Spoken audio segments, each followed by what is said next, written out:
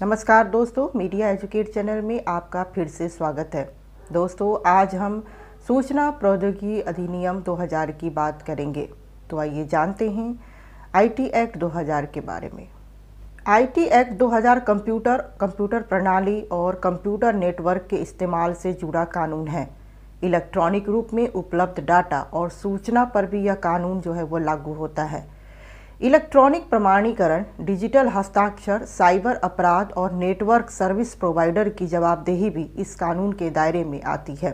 17 अक्टूबर 2000 को यह अधिनियम लागू हुआ। सूचना प्रौद्योगिकी अधिनियम 2000 निम्नलिखित मुद्दे को वो संबोधित करती है। इलेक्ट्रॉनिक दस्तावेजों को कानूनी मान्यता, डिजिटल हस्ताक्षर को कानूनी मान्यता, अपराध और उल्लंघन से संबंधित साइबर अपराधों के लिए न्याय व्यवस्था। इस अधिनियम में कुल 13 अध्याय और 94 धाराएं हैं। 27 अक्टूबर 2008 को इस कानून को एक घोषणा के द्वारा संशोधित किया गया। इसे 5 फरवरी 2009 को फिर से संशोधित किया गया, जिसके तहत अध्याय 2 की धारा 3 में इलेक्ट्रॉनिक हस्ताक्षर की जगह डिजिटल हस्ताक्षर को जगह दी गई है। धारा 2 में उपखंड H के साथ उपखंड HA को जोड़ा गया, जो सूचना के माध्यम की व्याख्या करता है। इसके अनुसार सूचना के माध्यम से तात्पर्य मोबाइल फोन, किसी भी तरह का व्यक्तिगत डिजिटल माध्यम या फिर दोनों हो सकता है, जिसके माध्यम से किसी भी तरह की लिखित सामग्री, वीडियो, ऑडियो या तस्वीरों को प्रचारित, प्रसारित या एक स्थान से दूसरे स्थान तक भेजा जा सकता है। इस अधिनियम का विस्तार संपूर्ण भारत में है। आईटी एक्ट के तहत ई गवर्नेंस और ई कॉमर्स से जुड़ी वैधानिकताएं शामिल की गई है। इसमें साइबर अपराध को लेकर कड़े प्रावधान किए गए हैं। कंप्यूटर तथा इंटरनेट के उपयोग के द्वारा जिस अपराध को अंजाम दिया जाता है उसे साइबर अपराध कहते हैं।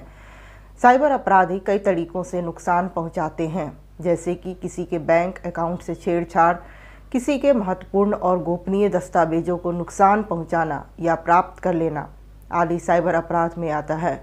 इसके साथ साथ दूसरे कंप्यूटर को नुकसान पहुंचाने के लिए कंप्यूटर का इस्तेमाल करना, जिसमें हैकिंग, वायरस बनाना या उसके ज़रिए कंप्यूटर को क्षति पहुंचाना आदि शामिल है। इस अपराध से बचने के लिए या इन अपराधों पर अंकुश लगाने के लिए कुछ कानून बनाए गए हैं, जिसे साइबर कानून कहा गया है। इसके तहत साइबर अपराधियों को दंड दिए जाने का प्रावधान है। अब हम आईटी एक्ट 2000 से जुड़ी कुछ उल्लेखनीय धाराएं की बात करेंगे।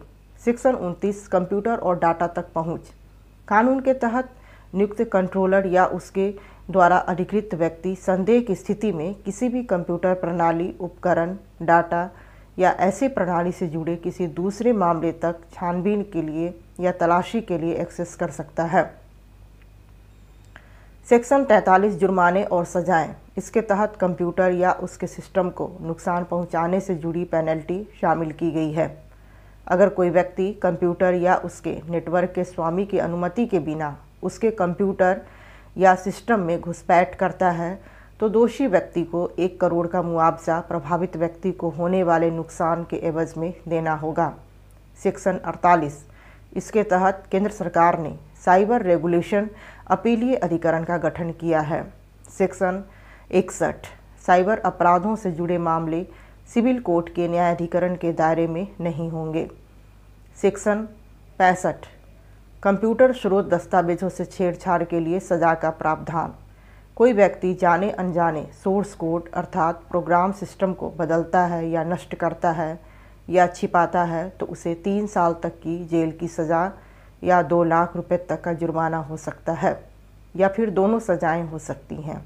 Section 66, computer hacking. अवांछित कारणों से कोई व्यक्ति अगर कंप्यूटर या उसकी प्रणाली या नेटवर्क को नुकसान पहुंचाता है या उसे हैक करता है तो उसे 3 साल तक की कैद या 2 लाख रुपए तक का जुर्माना या दोनों भुगतने पड़ सकते हैं। सेक्शन 67, इलेक्ट्रॉनिक रूप में अश्लील सूचना का प्रकाशन। पहली बार दोष सिद्ध होने पर 5 साल तक की सज़ा और 1 लाख रुपए जुर्माना, दूसरी बार पकड़े जाने पर 10 साल तक की जेल की सज़ा और 2 लाख तक जुर्माना या फिर दोनों हो सकता है। सेक्शन 72, गोपनीयता या निजता का उल्लंघन। 2 साल की जेल या फिर 1 लाख रुपए जुर्माना या दोनों। सेक्शन 87 समय समय पर जरूरत पड़ने पर नियम बनाने का केंद्र सरकार की शक्ति।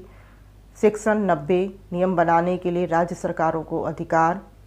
सेक्शन 91 भारतीय दंड संहिता IPC में संशोधन का अधिकार।